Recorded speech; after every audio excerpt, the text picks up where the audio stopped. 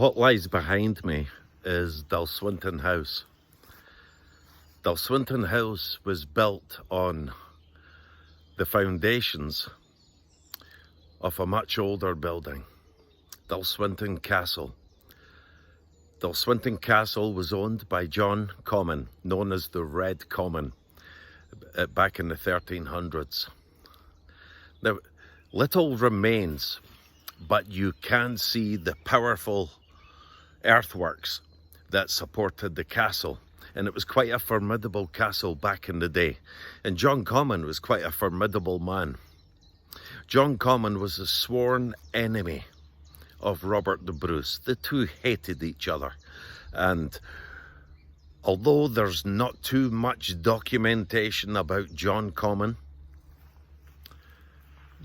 what we do have is very relative in Scottish history taking a dramatic turn. It's from this castle in 1306 that John Comyn left. He probably had a few meetings with his advisors and brothers on what was about to take place, but he was making his way a short distance to the town of Dumfries, where he was meeting with his arch rival, Robert the Bruce. Robert the Bruce and John Comyn had a history together, a very heated one.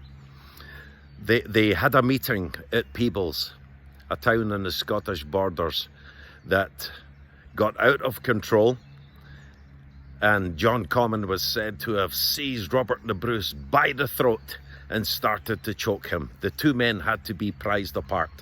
Robert the Bruce wanted to be king of this country. John Comyn didn't want that. John Comyn was a close relative of John Balliol, who was a sometime king of Scotland before being humiliated by Edward I. This was a really formidable place though. However, that meeting was to have dramatic consequences and fatal consequences for John Comyn. For just a few hours later, he lay dead at the altar at the Greyfriars church in Dumfries, stabbed to death by Robert the Bruce. Some say it was an argument, again, that got out of control. Going with the evidence prior to the meeting, my own opinion is that Robert the Bruce went there with murder in his heart and he eliminated his rival on that ground. I feel that John Comyn felt the meeting was on holy ground, therefore a safe place to go. But ambition overrides conscience in these matters. And when you have two dogs eyeing the same bone, you have a power struggle between two very powerful families in the Bruces and the Comyns. Only one can thrive where the other can't survive. And Bruce won the battle between the two men. But he also turned Scottish history on its head. He had burned his bridges in committing this act. He was excommunicated for the act.